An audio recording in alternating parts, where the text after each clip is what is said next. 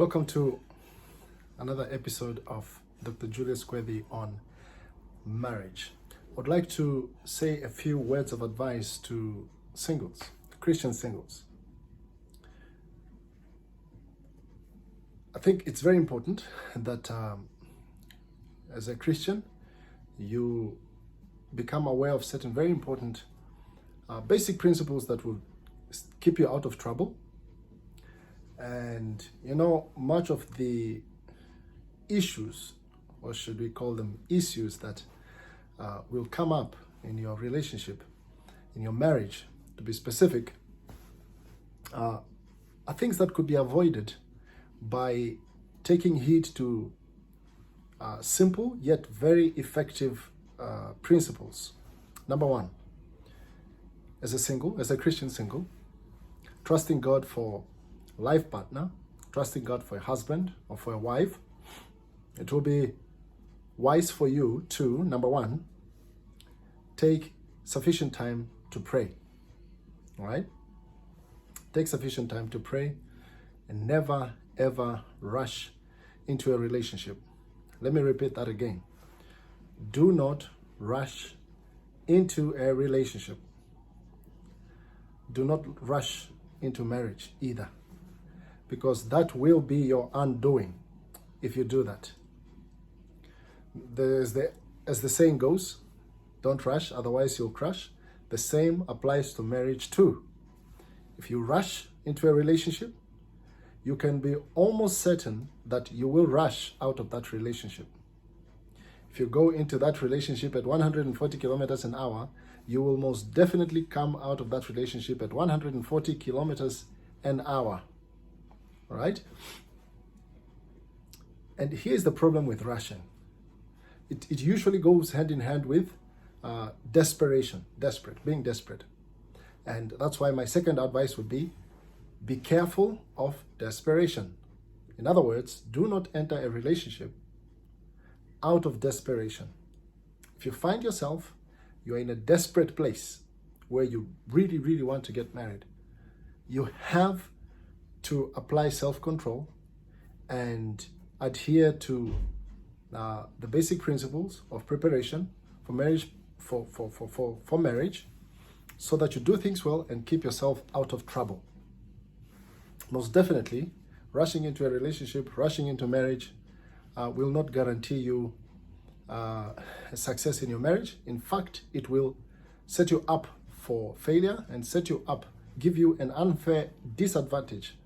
Yes, there'll be a high likelihood of that relationship ending, and you would think, as certain people in Namibia, the most girls would say, all men are pigs, right? Because they find themselves in an endless cycle of relationships with men who are definitely useless, right? They find themselves in a relationship with useless guys, and even some of these girls are useless in the way they behave, right? They behave uselessly. You cannot just give yourself to a man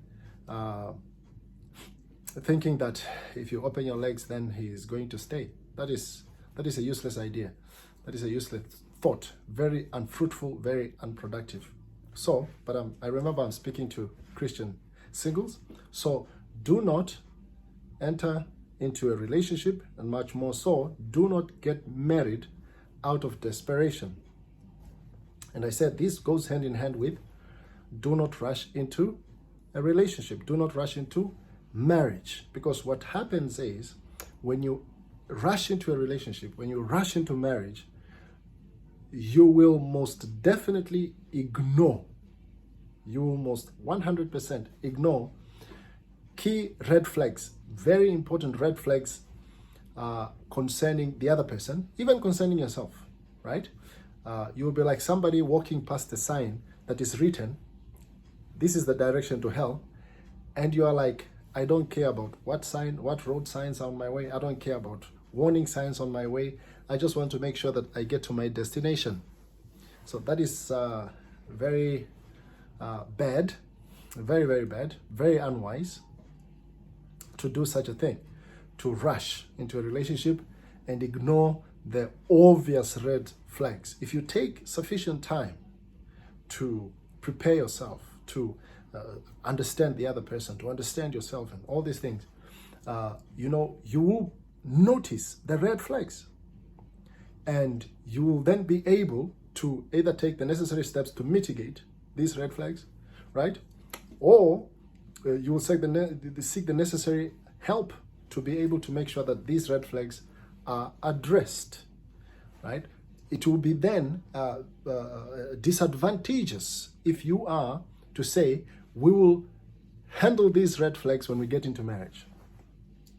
Why set yourself up for failure? Why set yourself up in such a disadvantageous manner when you could deal with all these things prior to the marriage, right? Don't rush into a relationship. Do not enter a relationship out of desperation. Don't be a desperate woman. Don't be a desperate man. And then I would also say, here's another advice. Take time. Let me say this. Let me put it this way. Before you get into a relationship, this is especially for the brothers, even for the ladies, right? This is for both of you, really. Take at least 1 year to understand the person you want to get into a relationship with. Wow. You'll be like, oh, Julius, are you taking us back to the 1900s or what? Why do you want to torment us like this? Look, if you find yourself at a place where you are like, I don't have time to wait. I don't have time to wait and study the person and study myself and, sort out all these things. That tells me that you have lived your life.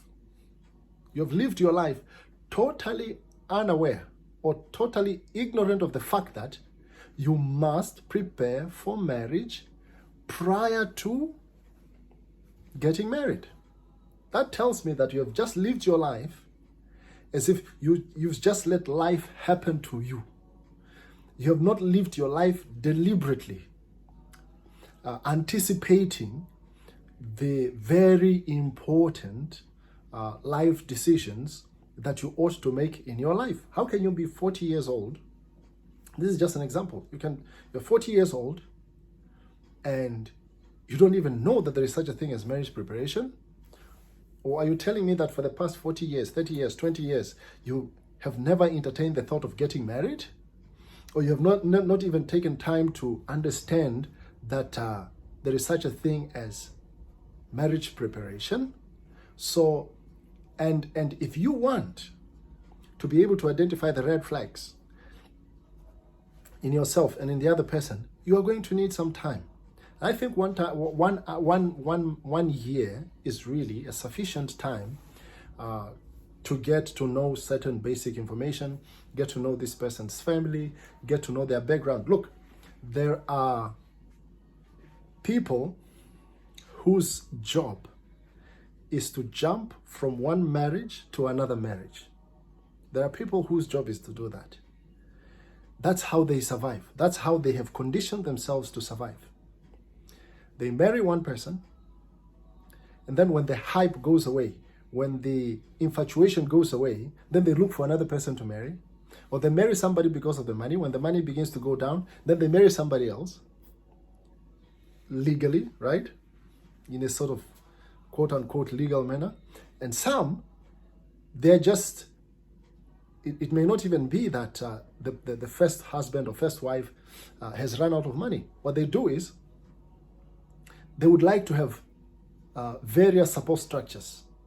So they would marry somebody here, go to another city, marry another person there, go to another city, marry somebody there over a protracted period of time, right? You have such people. You have such people who do such things. So now they would find themselves, they have 4 wives or 5 husbands, whichever one, and they will be leaving the first wife saying, I'm going on a business trip to whatever town. They go to that town to meet their second wife, right?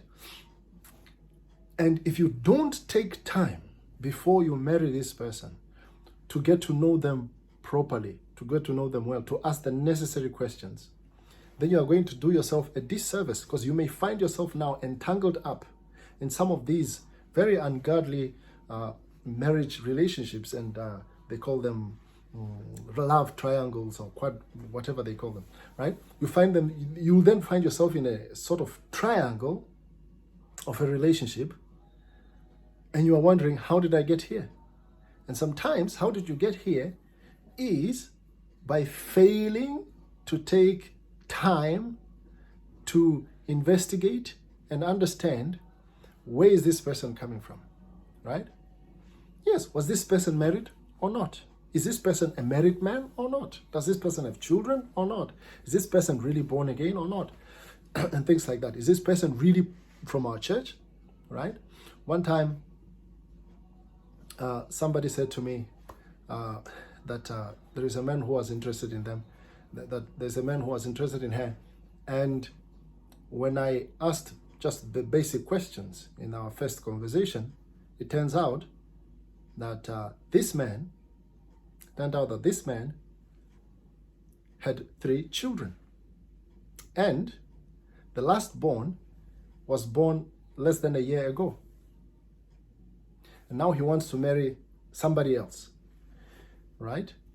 And thank God that this person knew about this other person's past relationships, but that's already a huge red flag. You meet somebody for a week, they want to marry you. Then when you dig deeper, they have 3 children with 3 different women, and the last born was born last year, or was born in the past half year, in the past 6 months, right? How can you go into such a relationship, all right? That is not advisable at all. So take at least 1 year to probe. Here are some of the things that you do in this 1 year. Some people would advise you take at least 6 months. I would say, if you want to rush, I will not support anybody. I will not advise anybody to rush, all right? I will not advise you to rush at all. But at least don't do it in less than 6 months, right? At least don't take less than 6 months to try and understand, to try and make sure that you have the necessary basic information and basic preparations before you get into the relationship, all right? But here is, but my advice is, take at least 1 year to get to know this person, get to know their family, right? Take 1 year to get to sort yourself out. Some of you have come out of relationships, hurtful relationships, all kinds of relationships. And now, some of you do not know, you have lost touch with being able to be in a single relationship without depending on somebody emotionally. What do I mean? There are people who keep jumping from one relationship to another. Immediately one relationship ends, while they are in that vulnerable state, then they jump into another relationship. And for whatever reason, it's so easy for people who have jumped out of relationships to jump into another immediately. And usually, the vulnerability is palpable. The predators can sense your vulnerability, can sense your desperation, can sense your naivety or your ignorance. You know, the predators can usually detect. And once they figure out that this is an easy target, a vulnerable target, somebody who's looking for comfort, then they would come and give you all the comfort that you are seeking for. They will pamper you with all the comfort that you're seeking for. And so then you find you have just gotten out of a relationship, you have not had time to rest, heal, seek God, right? And find healing, emotional healing, physical healing, spiritual healing. You have not had time to heal. And lo and behold, you're already in another relationship. That is not advisable at all. I would not advise you to do such a thing at all, because then you would find yourself in an emotional roller coaster. You will find yourself that you're in emotional roller coasters, and you don't know how to handle yourself, handle your emotions, and have that self-control that is necessary. In any case, take time to understand this person. 1 year is sufficient enough to understand this person, understand yourself, find healing and recovery for those of you that have come out of relationships. And for those who are virgins, those who have, never ever been in a relationship before, take this 1 year. If you have noticed that somebody is seeking your attention, or if it is you, a man, you have realized that you are in love with a sister from church or somewhere, somewhere, yeah, you're in love with a daughter of the Lord somewhere, then take 1 year, right? To probe your feelings, to probe your intentions, to question your motives, your goals, your objectives. What is it that you want from this person? What are you trying to achieve by seeking a relationship with this person? What do you mean that you love this person? What is it that you want? Is it this person's beauty that is attracting you? Is it their car that they're driving? Are you sure you love this person? Are you sure you really, really, really want to spend time with this person? Or is it just the physiological response of infatuation? Infatuation, what they call love at first sight sometime. Infatuation, what is it? What it is, it's not love. It's a physiological response. And it's a response of your body, it's an emotional response to somebody of the opposite sex, right? And so it has nothing to do with intellect. It has nothing to do with purpose. It has nothing to do with it's a physiological response, like putting the magnet close to a metal, right? The metal will always be attracted to the magnet. The magnet will always attract the metal. The same with physical attraction, right? With the infatuation, what they call puppy love, right? It happens whether you intend to or you don't intend to, whether you want to or you don't want to. It's just something that happens. But the good news is God has given you self-control.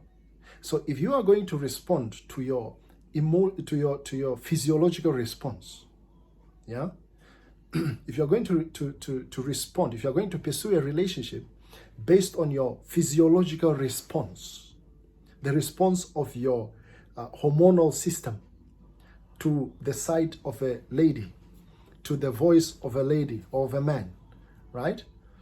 If you are going to follow your emotional response, not emotional, but your physiological response, that is not sufficient foundation. That is not sufficient to sustain any form of relationship, any form of meaningful,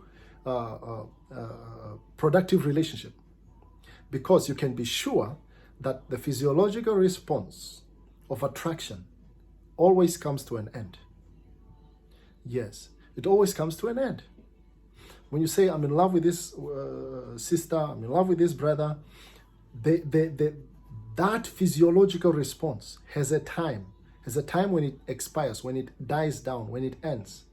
For some people, it's a few months, 2 months, 3 months, even up to 2 years, right? So that's why that's why I would advise that you take at least 1 year to really probe yourself. The physiological response of infatuation is very deceptive. And sometimes it can get you from 0 to 100 in a split second. And you may find yourself fully convinced that this is the person that you want to marry, right? Your brain is convinced, you are using scriptures to justify your decision and all these things, yet there is no love, there is no substance of love in that equation. If you are to be honest with yourself, you really don't love this person. Or in other words, let me say this. There are people who have gotten married out of infatuation, thinking that they really love this person, they really love this woman, they really love this man of God, only to find out after they got married that they don't love the person. It was just, unfortunately, infatuation. It was just, attraction. And they don't know what to do. They feel trapped in their relationships. They feel trapped in their marriages. And that's why you would find, a man would walk away from their wife with 2 children, run after a young girl, pursue that relationship, a man in the church, right? Pursue another girl, leave the wife, and you're wondering, how could he do that? It's all because of these very simple and basic principles that they've failed to take notice of, right? So, take this 1 year to probe your motives, your feelings, your attractions, your intentions, right? And use that 1 year also to teach yourself, to train yourself, to teach yourself, to seek knowledge and understanding on what does it mean to be in a godly relationship, right? Take time. That 1 year, you use it to prepare yourself. Am I really ready to be in a relationship with a son of God, with a daughter of the Lord?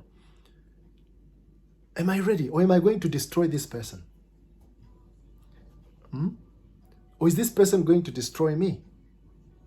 1 year is so sufficient. It's really a good amount of time. You take that time to pray and fast and really seek God's face as well. Seek God's face and seek advice. Advice from whom? Advice from a mentor, advice from your pastor, advice from your parents. I would advise that when, as a man, you found a sister that you want to marry, and you are beginning to become convinced that this is your wife to be, right? Go to your pastor and say, Pastor, Bishop, please help me, I found Sister XYZ. I've noticed Sister XYZ and I'm in love with her, and please advise me, help me. Talk to your parents. I understand not everybody has good relationships with their parents, but at least your spiritual leadership, your mentor, find somebody that you trust, somebody that can speak to you openly without hitting around the bushes, somebody that you are going to be accountable to, somebody that can advise you wisely and in an honest manner. And when you do that, when you open up yourself and you go before your pastor, you go before your mentor, you go before your parents, and you tell them that there is this man who is seeking my hand in marriage, or this man who is interested in me, he's telling me that whatever he's telling you, then you are allowing your pastor, your parents, your mentor to then also assist you. How? By interrogating you, interrogating your stance, interrogating your motives, interrogating your plans, goals and purposes, and also to interrogate the other person. Because some of us, sometimes you're so in love, indeed, as they say, love is blind, right? You think this man that has come to you seeking for your hand in marriage, or you're seeking your relation, who wants to be in a relationship with you, right? This is even before courtship, right? So this man who wants to be in a relationship with you, and you are in love with this person, he's in love with you, you're in love with him, or you're in love with, and sometimes you may think it's God, it's God made, it's God sent, he's God sent, right? I'm in love with this guy, he's also in love with me. You think, what could go wrong? And that is where you are wrong, right? Anything could go wrong. Anything could go wrong. There is no guarantee that if you're in love with a man and he's in love with you, that you are going to have a successful relationship. Absolutely not. No guarantee whatsoever, right? And the only success that you're going to have in your relationship, in your marriage, is the success that you prepare for, that you work out. It depends. The success that you are going to achieve in your relationship depends on the amount of work, the amount of effort that you are going to invest in preparing yourself properly for marriage, and accordingly in preparing yourself for relationship. And there is so much to prepare for before you get into a relationship. And I'm speaking to those who are not yet in a relationship, those who are not courtship, right? There is so much that you need to do. There's so much that you must do before you get into a relationship.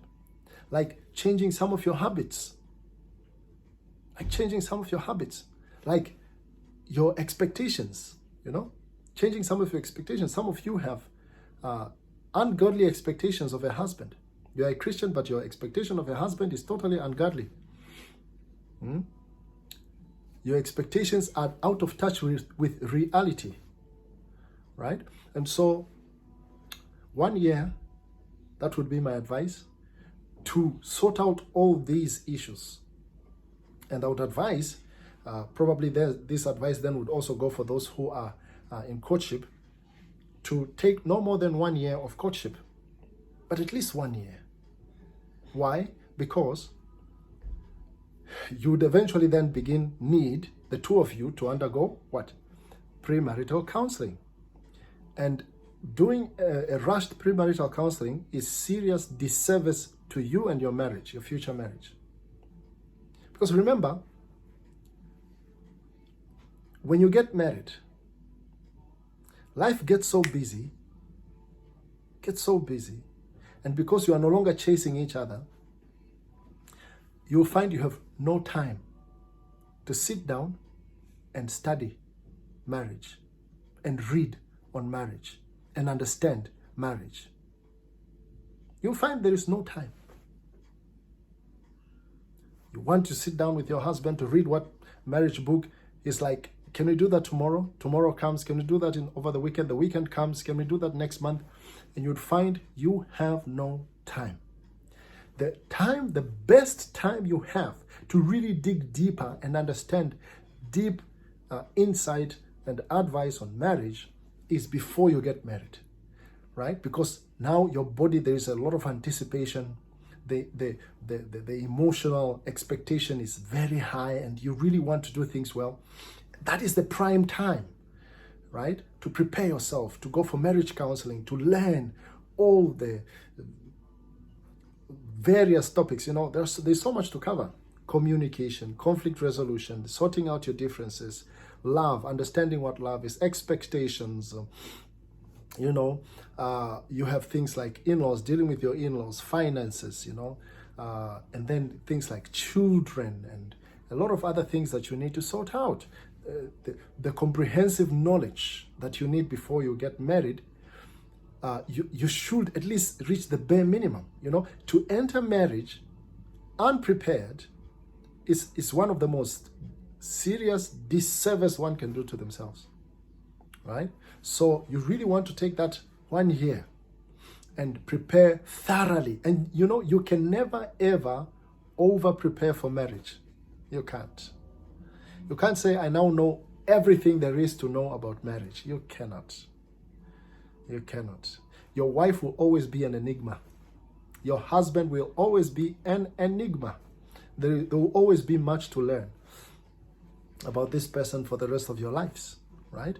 And so if you can learn as much as possible and prepare yourself thoroughly, then you will set yourself up for success and fruitfulness and productivity in your marriage. And I would also add that this 1 year of courtship would require, apart from premarital counseling, you also need to prepare for the wedding. And weddings are not easy to prepare. Weddings are not easy to prepare. They are stressful, very stressful, and sometimes there are even conflicts involved in wedding preparations.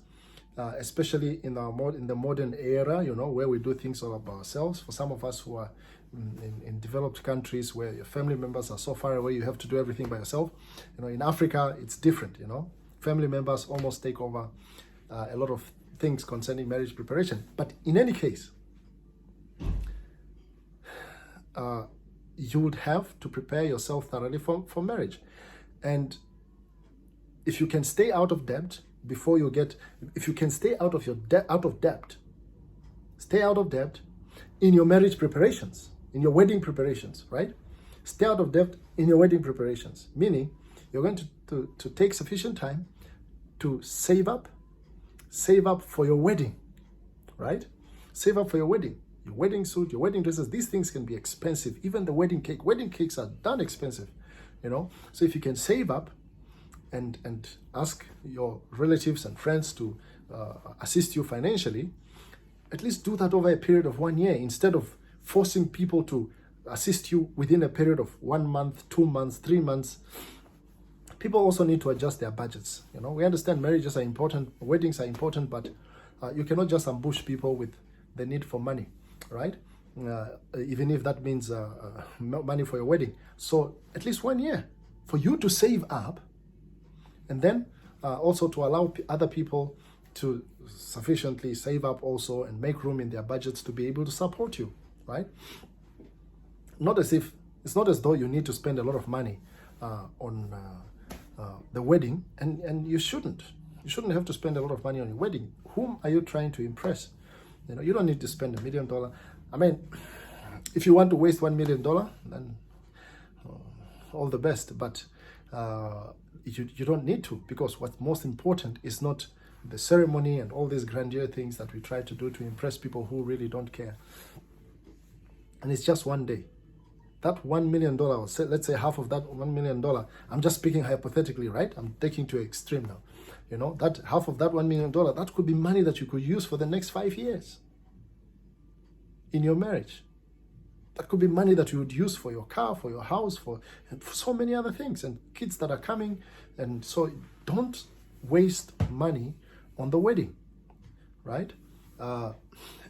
If you could get yourself your wedding suit, your wedding dress, and you know, sort out the wedding venue and your transportation, and you know, and a little bit of food, that should really be enough. You don't need to have all these acrobatics. You know, people go to such an extent to waste a lot of money on weddings, and unfortunately they are totally unprepared for marriage. And then when 3, 4, 5 years down the line, their marriages disintegrate, they are left with a lot of stress and a lot of regrets. Why did I waste so much money on a wedding for a marriage that did not last? You know, I'm not saying that you should not spend a lot of money just in case you divorce. No. But what I'm saying is, don't spend a lot of money, because you will need that money for your wedding, for your marriage, sorry. You need that money for your marriage. You'll need that money for more important things, right? What else do I have to add here, right? So apart from marriage counseling for that 1 year, wedding preparations in that 1 year, you also need to spend enough time during this 1 year to then sort out your plans for the future. Sort out your plans for the future. You see, we find ourselves in a time when we meet over the internet. We meet people cross-cultural, you know, people from various countries. We are marrying people from different countries. And if you want, you know, let's say you are living in New Zealand, and your potential wife, your future wife is going to be from, let's say, Cambodia, just some random names, right? Cambodia and New Zealand. And you are working in New Zealand. The person you want to marry is also working in Cambodia. You think that person is going to leave their job at a moment's notice? No. You need time. You know, take at least that 1 year to sort out your plans, your relocation plans. Who's going to relocate, the man or the woman? You know, are there jobs in the other country or in the other city where we are relocating to? Are there jobs for this other partner, and things like that? You know, sometimes you just put yourself unnecessarily under unnecessary pressure when you could take sufficient time. Just take sufficient time and plan ahead. You know, use that 1 year for the one who is in Cambodia, wherever you could be really, and look for jobs in the country where you are planning to relocate. 1 year should be sufficient. You know, find jobs, apply for the jobs, sort out visa issues, and sort out marriage visa issues, work visa issues, and all these things. Yeah, and that's why I would stick to that 1 year of premarital of wedding preparation, or should I say marriage preparation. From the moment you say you accept the person to be, you know, to be in a relationship with this person, to the moment you are going to get married to them, let it be at least 1 year. And that 1 year is so sufficient to do so many things, to sort out so many things without rushing. without putting yourself under undue pressure, without having to go and borrow money to do things that you could have done debt-free, right? So I think that suffices it for now. Thank you so much for sticking around until this time. I hope this information will be a blessing to you and a blessing to your family members and whoever it is as we continue on this journey of marriage. God bless you.